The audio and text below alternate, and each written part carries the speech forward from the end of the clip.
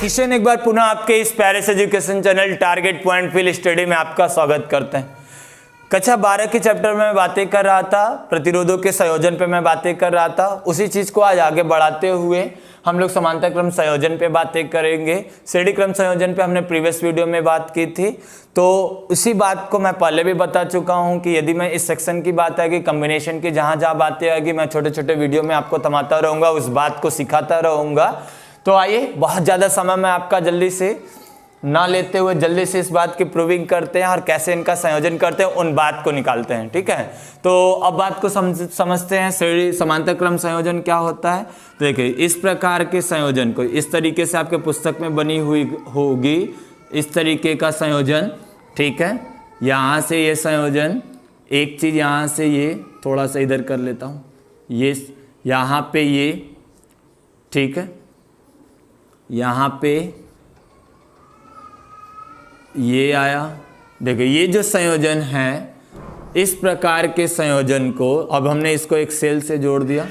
ये संयोजन है, इसका रेजिस्टेंस हमने R1 मान लिया, इसका R2 मान लिया, इसका R3 मान लिया। ठीक है, तो इसको 20 वोल्ट की बैटरी से जोड़ दिया, तो यहाँ V और यहाँ पे कितना हो जाएगा 0। तो यहाँ पे हो जाएगा V, यहाँ पे 0, यानी इस टर्मिनल का पोटेंशियल V और इस टर्मिनल का पोटेंशियल 0।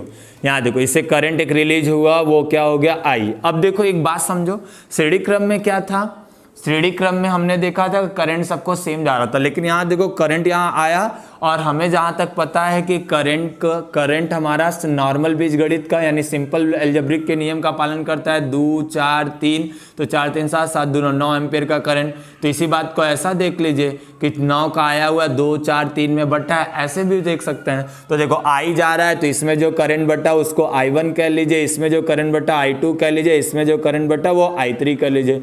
रही बात अब पोटेंशियल की, क्या पोटेंशियल भी डिफरेंट होगा, तो देख लेते हैं। तो इसके इस टर्मिनल का पोटेंशियल देखें, यानी ये वाला रेजिस्टेंस का दोनों सिरा देखो, एक V से जुड़ा है, एक 0 से जुड़ा है, तो पोटेंशियल डिफरेंट कितना होगा, V हो गया। अब इस वाले प्रतिरोध का एक सिरा V से जुड़ा है, एक सिरा 0 से, यानी इसका भी पोटेंशियल डिफरेंट कितना है, V। नीचे वाले का भी देखें तो इसका एक सिरा इस V से जुड़ा हुआ है, एक सिरा 0 से जुड़ा, यानी इसका भी पोटेंशियल डिफरेंट V। यानी सभी प्रतिरोध का जो पोटेंशियल डिफरेंट है वो कितना है, सेम है। तो अब उसी बात को हम लोग लिखते हैं सबसे पहले कि प्रत्येक प्रतिरोध में धारा भिन्न भिन्न होगी। ठीक है, सेकेंडरी बात, प्रत्येक प्रतिरोध में विभवांतर सेम होगा, समान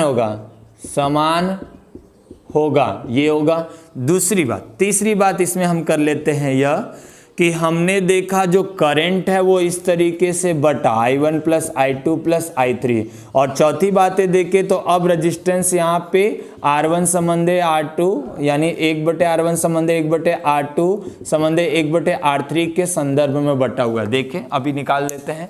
तो इन चीज़ों को आपको समझना है, जब ऐसा होगा तो समांतर क्रम में जोड़ेंगे। ठीक है, तो आइए बात को समझते हैं। यानी मैं इस सर्किट को जोड़ के ऐसा बनाना चाह रहा हूं, यानी तीनों जुड़ के एक ऐसा हो जाएंगे और इसका रेजिस्टेंस हो जाएगा Re, इसमें करंट कितना बहेगा I, और पोटेंशियल डिफरेंट इसका कितना है V। तो अब देखो, यहां से हम बात करेंगे तो V/I बराबर क्या हो जाएगा Re। तो यहाँ पे ये बातें, या I/V बराबर 1/ क्या लिख सकते हैं, Re। ये दोनों बातें लिख सकते हैं, या तो ये लिखेंगे या तो ये, जब हम तीनों को जोड़े हैं तब। अब देखो, जोड़ने से पहले खंडवार करके देख लेते हैं। पहले देखो, तीनों को जोड़ दिए, तो ऐसा मान लो तीनों को जोड़ के एक यूज कर रहा हूँ, तो ये हो, तब ये ऐसा होगा। लेकिन अभी मैं बारी बारी जोड़ रहा हूँ। तो देखो, यहाँ ओम के नियम से जब ओम के नियम से करेंगे तो यहाँ पे पहले के लिए जो करंट बहने वाला करंट है वो V, नेट पोटेंशियल कितना हो गया V, नेट पोटेंशियल कितना हो गया V, तो हो जाएगा V, और यानी क्या हो जाएगा V देखो सबके लिए सेम है, तो V और करंट क्या बहा I1 इंटू क्या हो गया R1। तो यहाँ से मैं I1 निकालूं तो V/क्या हो जाएगा R1। ये क्वेश्चन नंबर क्या हो गया, फर्स्ट। यही दूसरे के लिए निकालेंगे तो I2 बराबर V, पोटेंशियल सेम है तो R2, और यही तीसरे के लिए निकालो R3 equal to V upon में क्या हो जाएगा R3। यही क्वेश्चन नंबर क्या हो गया थर्ड। तो समीकरण नंबर 1 और 2 और 3 को यदि मैं तीनों को जोड़ दूं, यानी हमें पता है कि I1 plus I2 plus I3, तो यहाँ वैल्यू रख ले तो V बटे R1 प्लस V बटे R2 प्लस V बटे R3। सब में देखो V कॉमन है, सब में भी हमने ले लिया कॉमन, तो यहाँ बचा I बराबर भी कॉमन ले लिया तो 1 बटे R1 प्लस 1 बटे R2 प्लस 1 बटे क्या होगा R3। ये इसके बटे में तो I बटे भी इक्वल टू 1 बटे R1 प्लस 1 बटे R2 प्लस 1 बटे क्या हो गया R3। तो यहाँ देखो अभी मैंने निकाला था V by I equal to R ही होता है, या I बाई वी को इक्वल टू क्या होगा 1 बाई आर ई, तो रख लीजिए। तो 1 by r e equal to 1 by क्या हो जाएगा R1 प्लस 1 बाई क्या हो जाएगा R2 प्लस 1 बाई R3। यही होता है समांतर क्रम संयोजन। यानी समांतर क्रम संयोजन जब रेजिस्टेंस को जोड़ेंगे तो इस तरीके के कॉन्सेप्ट आपको देखने को मिलेगा।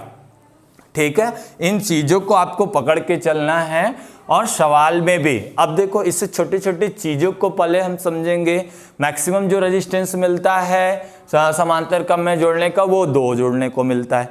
तो अब उस कंडीशन पे यदि मैं केसेस के रूप में यदि बताऊं, पहले बात इतना नोट कर लीजिए तो इधर से मिटाऊं, ठीक है, मिटाऊं, पॉज करके नोट कर लिया कीजिए, ठीक है, चलो।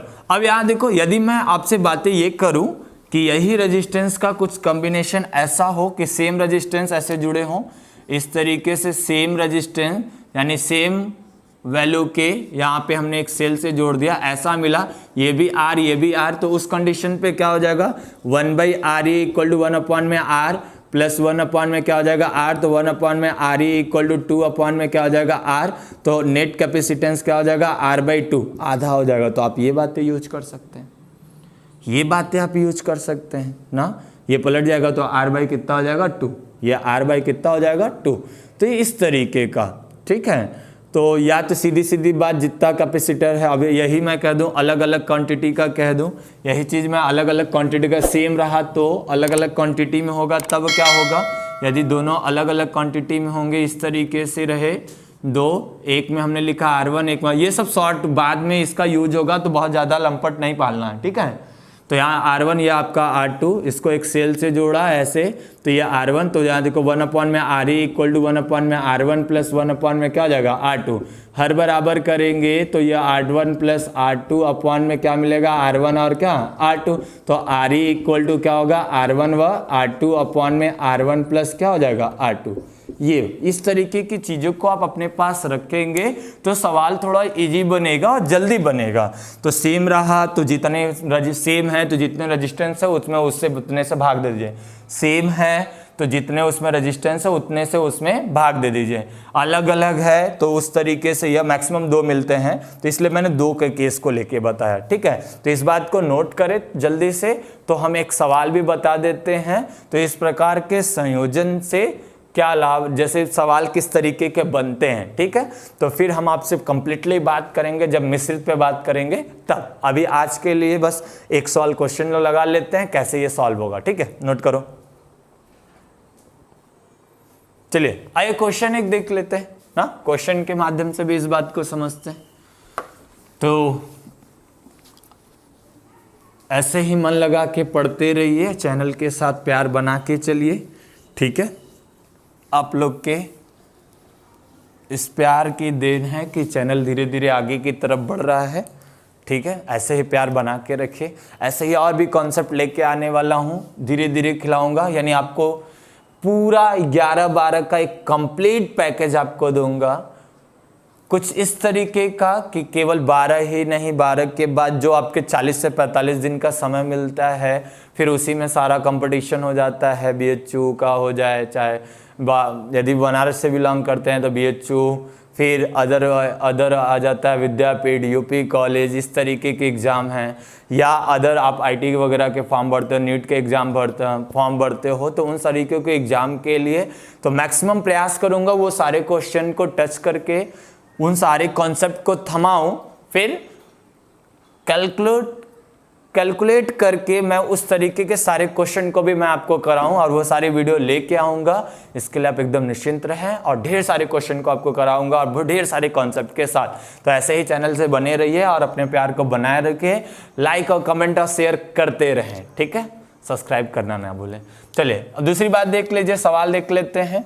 तो यहाँ पे क्या होगा, मैं एक रेजिस्टेंस इस तरीके का लिया, इस प्रकार का परिपथ हमारे पास, मान लीजिए इस प्रकार का परिपथ है ना, इस प्रकार के परिपथ में ये रेजिस्टेंस, ये हमने मान लिया ये 1 ओम का है, हमने मान लिया ये 3 ओम का है और हमने मान लिया ये 7 ओम का है, 6 ओम का है, मान लिया 6 ओम का है।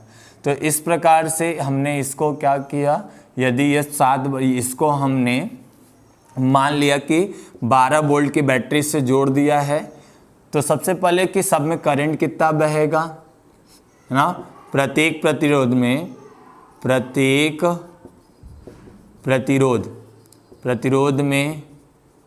बहने वाली धारा, ठीक है, ये पहला क्वेश्चन।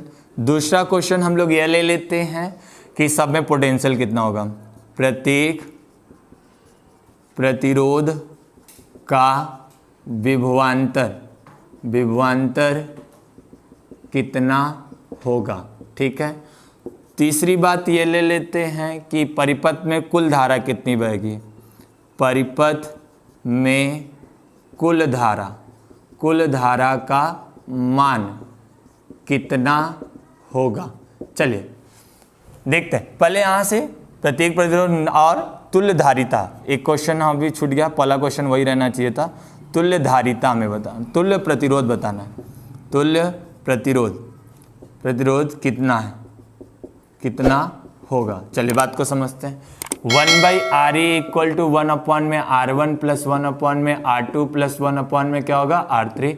1 में Re इक्वल टू 1 में 1 प्लस 1 में 3 प्लस 1 में 6, एलसीएम लेंगे 6 आएगा, यहाँ 6 होगा, यहाँ 2 होगा और यहाँ पे क्या होगा 1, तो हो गया 9/6 हो जाएगा 1/Re। तो यहाँ हो गया Re इक्वल टू 6/9 हो जाएगा और ये कटेगा तो ये 2/3 हो जाएगा।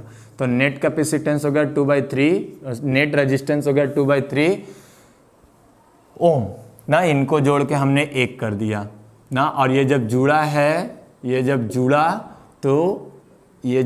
है तो ये हो गया 2/3 ओम का। अब इसमें पूछ रहा है प्रत्येक प्रतिरोध में बहने वाली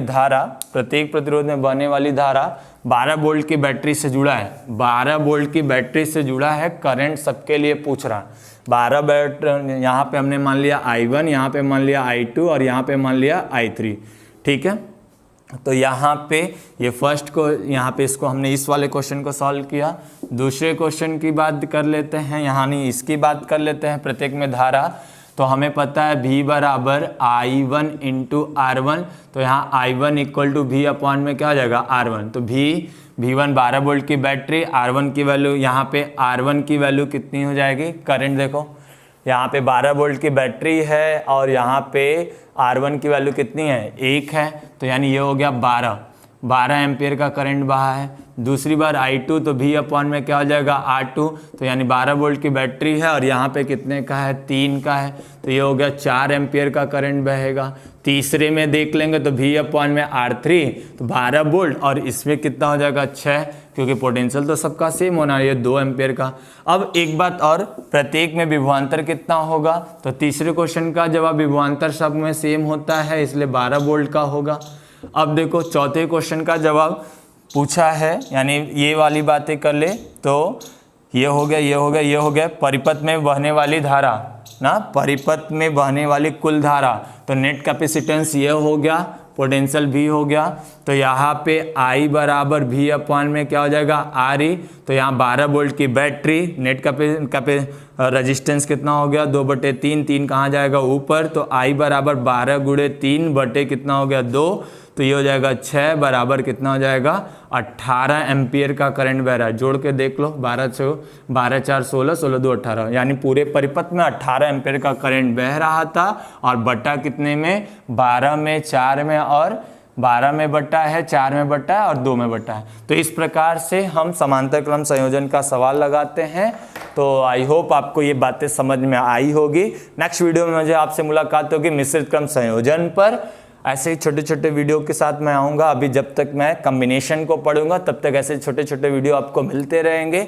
फिर उसके बाद हम नेक्स्ट चैप्टर पे जब आएंगे तो आपको पूरे कॉन्सेप्ट के साथ बातें करेंगे, सिंपल सर्किट पे बातें करेंगे, जहाँ किरचॉफ लॉ वगैरह पे बातें होगी। तो आज के लिए बस इतना ही। Thank you, best of luck. घर रहिए, सुरक्षित रहिए और मन लगा के पढ़िए।